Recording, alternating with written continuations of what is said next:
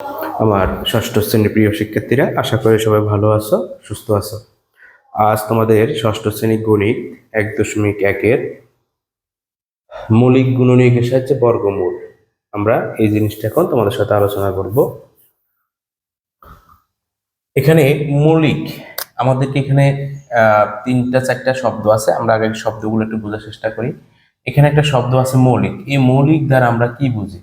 মৌলিক দ্বারা আমরা বুঝি মৌলিক সংখ্যাগুলো। সেগুলো কি কি?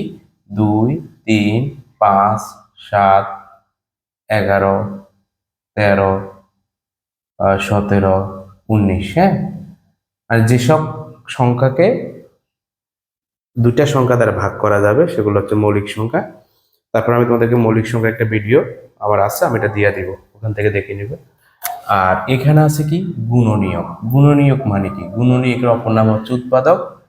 আর গুণনীয়কটা কি করতে হয়? গুণনীয়ক দ্বারা ভাগ করতে হয়। মানে গুণনীয়ক বলতে আমরা বুঝবো ভাগ। তাহলে এই ভাগটা করব এই সংখ্যা দ্বারা, ঠিক আছে? মৌলিক সংখ্যা দ্বারা ভাগ করব। আর এখানে আছে কি? বর্গমূল। এখানে আছে বর্গমূল। বর্গমূল জিনিসটা কি? এখানে দুটা শব্দ, একটা বর্গ একটা মূল। ধরলাম 2 গুণ 2, এরকম যদি একই স্যারা যদি দুটা লোক থাকে আর দুইটা সংখ্যা থাকে, তাকে বলা হয় বর্গ সংখ্যা। এটাকে আমরা এভাবে লিখতে পারি, 2 হোল স্কয়ার লিখতে পারি। মানে 2 লিখলাম, আর এদের প্রত্যেকের উপরে একটা একটা পাওয়ার আছে, আর এই পাওয়ার গুলা যদি গুণ থাকে সেটা যোগ করে লিখতে হবে 2 স্কয়ার। তার মানে এখানে এই যে, তাহলে এখানে আমি 2 উপর স্কয়ার, মানে এই যে জিনিসটা হচ্ছে, এটা হচ্ছে আমার বর্গমূল। মানে ধরো 2 স্কয়ার মানে কত? 4। যদি আমি 4 যদি আমি রুট করি 2, এই যে 2টাই হচ্ছে বর্গমূল, ঠিক আছে? মানে এখানে দুইটা সংখ্যা থেকে যখন আমরা একটা সংখ্যা লিখবো, এই একটা সংখ্যা হচ্ছে বর্গমূল। যেমন 3 গুণ 3 সমান 9, ঠিক আছে? তাহলে এখানে দেখো দুটাই মিলি হচ্ছে বর্গ, ঠিক আছে? এটা হচ্ছে বর্গ সংখ্যা। আর এই দুইটা থেকে যদি আমি একটাতে নিয়ে আসবো, তখন সেটা হবে বর্গমূল। মানে এই 9টা সৃষ্টি হয়েছে 3-এর বর্গ থেকে, এই জন্য এটা হচ্ছে বর্গের মূল। জিনিসটা হচ্ছে এটা 3, ঠিক আছে? ওকে, তাহলে আমরা মৌলিক বুঝতে পারলাম। গুণনীয়ক মানে ভাগ করতে হবে, আর বর্গমূল মানে হচ্ছে, সোজা কথাটা হচ্ছে প্রত্যেকটা ডাবল ডাবল থেকে একটা একটা করে নিব, ঠিক আছে? আমরা অঙ্কের যখন করবো তখন আমরা আরো ইজি হয়ে যাবে। এখানে আমি টেকনিক লিখলাম যে প্রতি জোড়া থেকে একটি সংখ্যা নিতে হবে। মানে প্রতি জোড়া থেকে যখন তুমি একটি সংখ্যা নিবা, সেই সংখ্যাটা হয়ে যাবে বর্গমূল। আসো আমরা একটা অঙ্ক করব, সেটা হচ্ছে 169। 169, এটাকে এখন আমরা মৌলিক গুণনীয়কের সাহায্য করব। গুণনীয়ক মানে কি? ভাগ, আমরা ভাগ করব। আর এই ভাগটা আমরা ইউক্লিডীয় পদ্ধতি মানে এইভাবে করব, ঠিক আছে? কি দ্বারা করব? মৌলিক সংখ্যা। এখন দেখো প্রথম মৌলিক সংখ্যা আমার 2, 2 দ্বারা কিন্তু এটাতে ভাগ যাবে না, কারণ এটা কি? বিজোড় সংখ্যা, ঠিক আছে? 2 এর পরে আমরা তাহলে 3কে ডাকবো। 3 নিয়ম হচ্ছে এখানে যতগুলো অঙ্ক আছে এগুলো আমরা যোগ করব। 9 6 15, 15 1 16, 16কে 3 দ্বারা ভাগ যায় না, তাহলে 3 দ্বারা হবে না। 3-এর পর আমরা ডাকবো 5কে। আমরা জানি 5 দিয়ে ভাগ করতে হলে একক স্থানে 0 অথবা 5 থাকতে হয়, 5 দ্বারাও যাবে না। এখন দেখো 7-এর নিয়ম। তো 7 তো আমরা জানি না, যদি আমরা 7 দ্বারা ভাগ করি, 7 দুগুণ 14, হাতে থাকে 2, 29-এর মধ্যে 7 দিয়ে যাচ্ছে না। 11 দিয়ে যদি করি, 11 দিয়ে আমি ভাগ করি, দেখো 11 আমরা যদি, যারা একদম দুর্বল তারা এইভাবে বলবে 11 একে 11, এখানে থাকবে কত? 5, 5 11 55, যাচ্ছে না। 11 পরে আমার মৌলিক সংখ্যা হচ্ছে কত? 13। যদি আমি 13 দিয়ে ভাগ করি, 13কে 13, এখানে হাতে আছে কত? 3 39, 3 13 39, ভাগ গেছে। দেখো এখানেও 13 আছে, এদিকেও কিন্তু 13 আছে, ঠিক আছে? তাহলে 13 দ্বারা ভাগ যাচ্ছে। এটা 13 13, মানে এটার সাথে এটা কোনো সম্পৃক্ত নাই, জাস্ট বললাম আর কি। 13, 13কে ভাগ করলে 169 হবে, ঠিক আছে? এখন দেখো এই 13কে কিন্তু আর ভাগ করা যাবে না, ঠিক আছে? এটা কিন্তু একটা মৌলিক সংখ্যা, মৌলিক সংখ্যার মধ্যে কখন আমরা ভাগ দিব না। তাহলে আমরা কি লিখবো? এখানে 169কে আমরা ভাগ করলে কয়টা মৌলিক সংখ্যা পেলাম? এই যে এখানে 13 গুণ 13 পেলাম। আর এগুলা সহজে করার জন্য তোমাদেরকে এই যে বর্গের যে নামতাটা আছে, কমপক্ষে তোমরা 25-এর নামতা পর্যন্ত মনে রাখার চেষ্টা করবা। আর এটা মনে রাখার একটা সহজ উপায় আছে, সেটা আমি তোমাদেরকে পরে দিয়ে দিব, কেমন?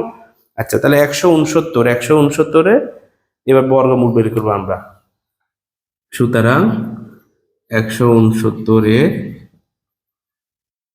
বর্গমূল, এটাকে যদি বের করতে বর্গমূল, এই বর্গমূল শব্দটা যখন আসবে তখন তোমার এই যে 169 এটাকে রুট করে দিবে, এটাকে বলে রুট।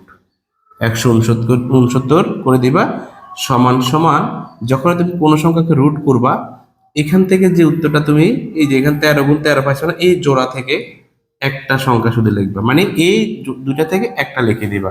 মানে 169 বর্গমূল হচ্ছে 13, মানে এই দুইটা থেকে একটা, এটা হচ্ছে আমার বর্গমূল 13, ঠিক আছে? সুতরাং নির্ণয় বর্গমূল, নির্ণয় বর্গমূল 13, ঠিক আছে?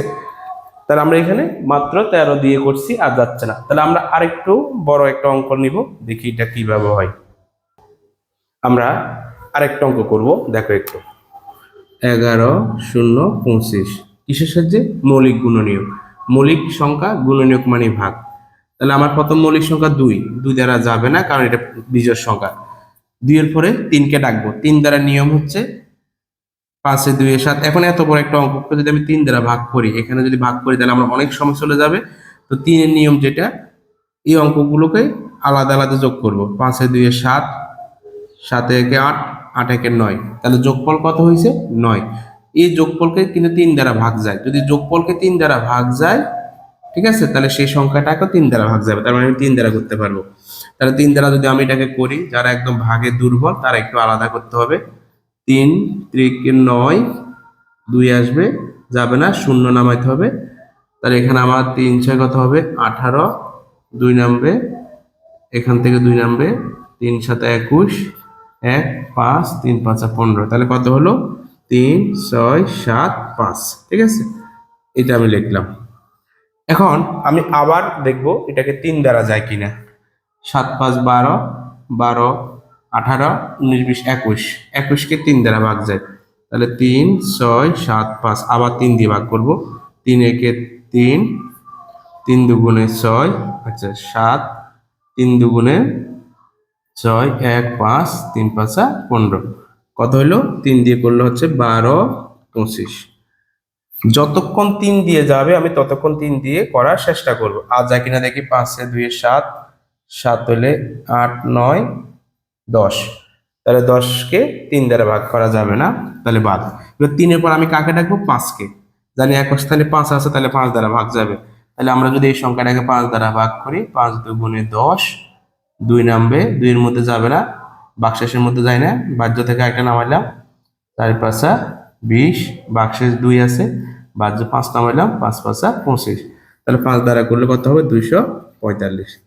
এবার আবার 5 দ্বারা যাবে, কারণ এক স্থানে 5 আছে, 5 দ্বারা করলে 4 5 20, 5 9 45, 5 দ্বারা আর যাবে না কারণ এটা 9 চলে এসছে। 5 এর পরে মৌলিক সংখ্যা কত? 7, 7 7 49, তাহলে এখানে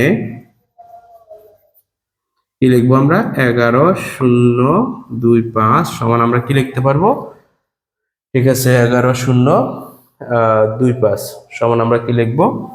3 গুণ 3 গুণ 5 গুণ 5 গুণ 7 গুণ 7, ঠিক আছে? দেখো এখানে যতগুলো মৌলিক সংখ্যা আছে আমি সবগুলো লিখলাম। এটা লেখার পরে এখন ওই যে আমি বলছিলাম প্রতি জোড়া, মানে জোড়া করতে হবে আমাকে।